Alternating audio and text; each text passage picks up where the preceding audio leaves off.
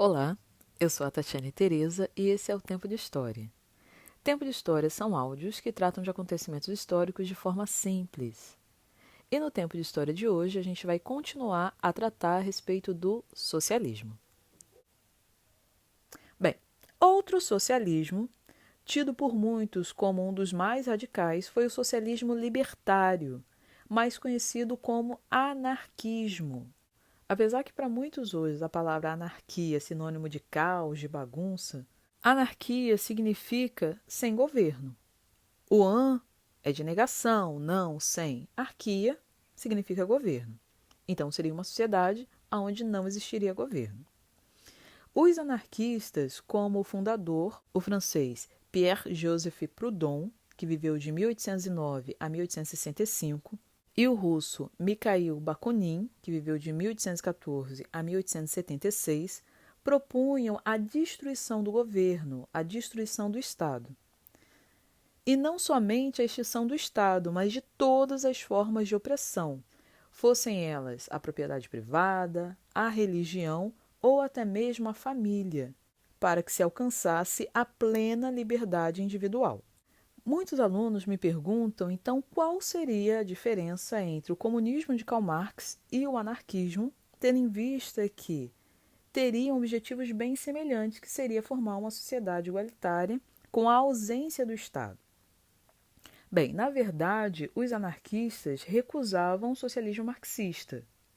Eles eram opositores ao marxismo, porque eles negavam toda forma de governo, toda forma de Estado. E como acabamos de discutir, para Marx e Engels, antes da sociedade sem Estado comunista, deveria haver um Estado, um governo socialista, controlado por uma ditadura proletária. Assim, mesmo sendo controlado pelos trabalhadores, ainda seria um governo opressor. O próprio Bakunin chegou a falar isso abertamente, inclusive na frente do próprio Karl Marx, num discurso na Internacional, na reunião de trabalhadores, onde Bakunin defendeu que alguém só poderia ser livre se todos fossem, e que ele não concebia humanidade sem liberdade. E Bakunin ainda afirmou que não era comunista, porque o comunismo, segundo ele, concentraria todas as forças da sociedade e as propriedades nas mãos do Estado, enquanto ele, Bakunin, propunha a abolição definitiva da autoridade, da tutela do Estado, o qual, segundo Bakunin, com o pretexto de civilizar, de moralizar os homens, só os perseguia, escravizava e corrompia os mesmos. Para Bakunin, a sociedade, assim como a propriedade coletiva, deveriam ser organizadas de baixo para cima, e não de cima para baixo, diante de uma autoridade, seja ela de que classe fosse. E por isso ele se definia como coletivista e não comunista. E há quem fale do chamado socialismo cristão, por conta do posicionamento da Igreja Católica a partir da encíclica Rerum Novarum, do Papa Leão XIII, de 1891. Bem, encíclica é uma circular, é um documento escrito por um Papa. E Rerum Novarum significa das coisas novas em latim. Encíclica essa na qual o Papa condenava as desigualdades sociais, a remuneração injusta dos trabalhadores dada pelos patrões. Porém, apesar de tratar das relações patrões-empregados, Estado e Igreja, rejeitava o socialismo, entendendo-o como materialista e contrário à religião. E, por fim, defendia a propriedade privada e o capital. O Papa Leão XIII escreveu na sua encíclica que o primeiro princípio é que o homem deveria aceitar com paciência a sua condição e que seria impossível que na sociedade civil todos fossem elevados ao mesmo nível. Pois é. Porém, até aqui só falamos de teorias. E na prática? A partir da Revolução Socialista Russa de 1917, houve a tentativa de implementação do socialismo. E abrindo parênteses aqui, não esquecendo da Comuna de Paris de 1871, onde os rebeldes parisienses implementaram uma primeira experiência de governo socialista. Fecha parênteses. Mas voltando, a Revolução Socialista Russa, de 1917, deu origem ao chamado socialismo soviético. Lembrando que, em 1922, foi criada a União das Repúblicas Socialistas Soviéticas, a União Soviética, a URSS, mas que esse modelo se define principalmente a partir dos anos 1930, com o governo ditatorial de Joseph Stalin, o chamado stalinismo. Porém, muitos estudiosos chamam esse tipo de socialismo real, ou realmente existente, até para diferenciar das teorias socialistas, especialmente a marxista.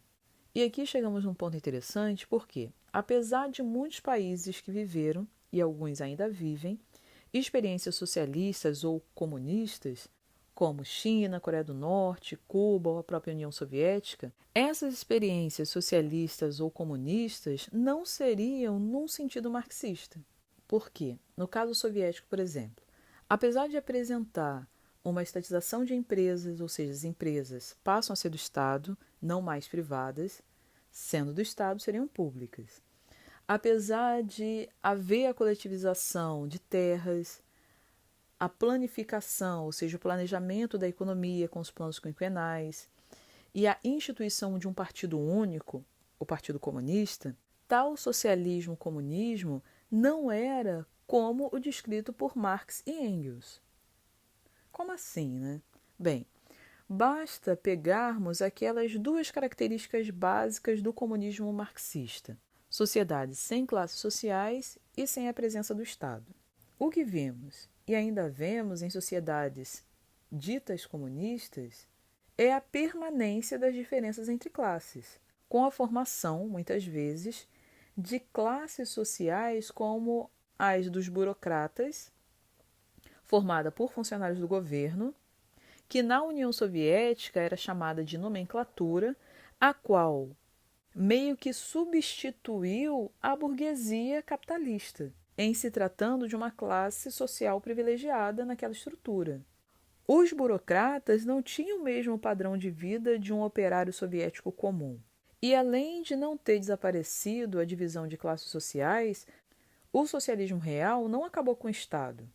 Pelo contrário, o que houve no socialismo realmente existente, como em Cuba, China, Coreia do Norte ou União Soviética, foi o aumento da centralização do poder no Estado, por vezes sob um regime de ditadura, personificado na figura de um líder, seja Stalin na União Soviética, Mao Tse-tung na China, Fidel Castro em Cuba, Kim Jong-il, sucedido pelo filho Kim Jong-un, na Coreia do Norte. Bem, daí você pode me perguntar se a maioria dos países que viveram o socialismo real se tornaram ditaduras, então todo o socialismo foi inviável? Bem, essa é uma pergunta difícil, mas talvez uma última tendência do socialismo tenha se mostrado mais viável, que é o chamado socialismo democrático, formado a partir da virada do século XIX para o século XX, quando partidos políticos europeus, socialistas e social-democratas, começaram a abrir mão da proposta marxista de tomada de poder pela via revolucionária, defendendo que a via para o socialismo deveria ser as eleições. E no pós-Segunda Guerra Mundial, esses partidos social-democratas, ao vencerem as eleições, não aboliram nem o capitalismo, nem tampouco aboliram as instituições garantidoras da democracia liberal. Porém, simultaneamente, concederam amplos benefícios sociais aos trabalhadores. Daí você pode me pedir para citar um exemplo de social-democracia. O governo de Portugal.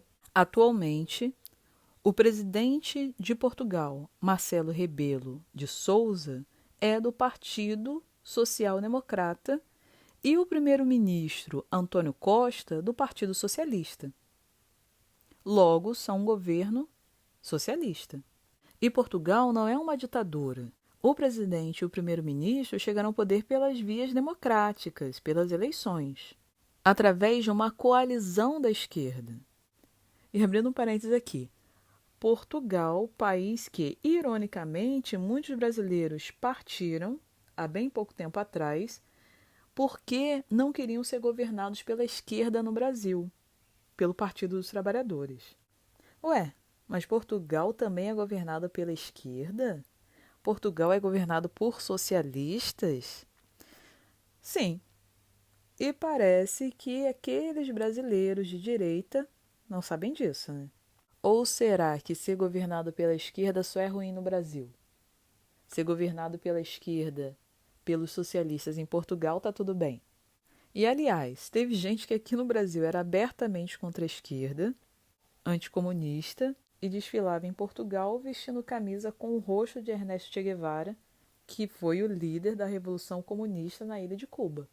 Bem, se você não entende direito a noção de direita, esquerda, centro dos partidos políticos, ouça o Tempo de História sobre a Revolução Francesa. Fechando parênteses. E falando de Brasil, nas últimas eleições nós vimos uma grande polarização, onde muitas pessoas afirmaram que não votariam no Partido dos Trabalhadores, porque era um partido esquerdista, comunista. Bem, vamos analisar.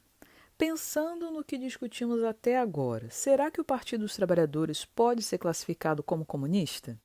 Qual das correntes socialistas os últimos governos do Partido dos Trabalhadores, dos ex-presidentes Luiz Inácio Lula da Silva e Dilma Rousseff mais se assemelhavam?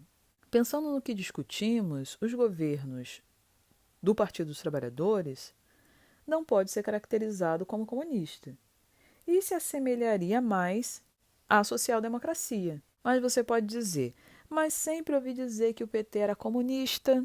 Lembra da nossa conversa lá do início para estudarmos e não simplesmente repetirmos o que os outros dizem? Os governos do Partido dos Trabalhadores não foram comunistas.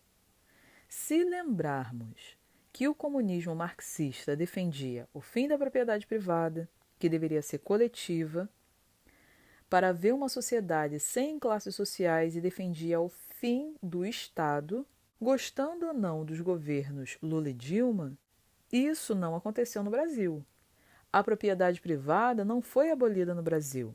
As classes sociais continuaram a existir e o Estado não desapareceu nesses governos.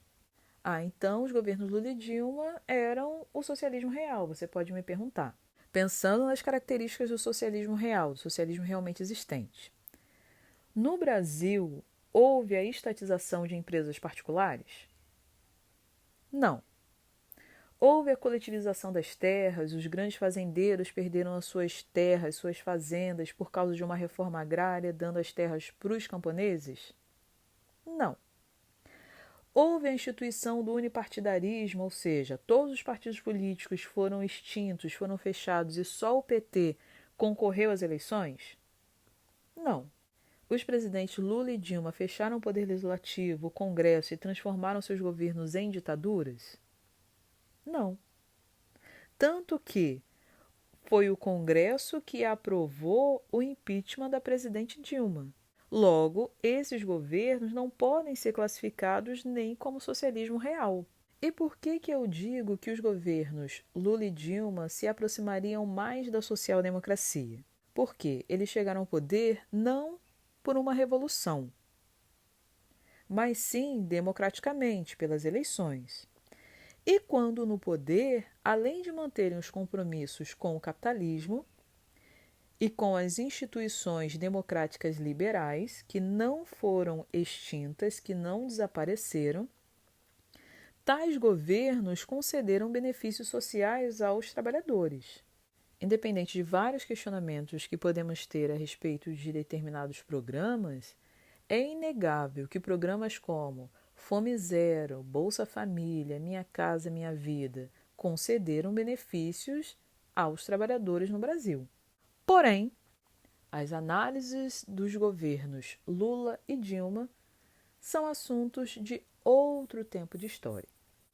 Eu fico por aqui, e se você ainda não é inscrito, se inscreve no canal Tempo de História por Tatiane Tereza.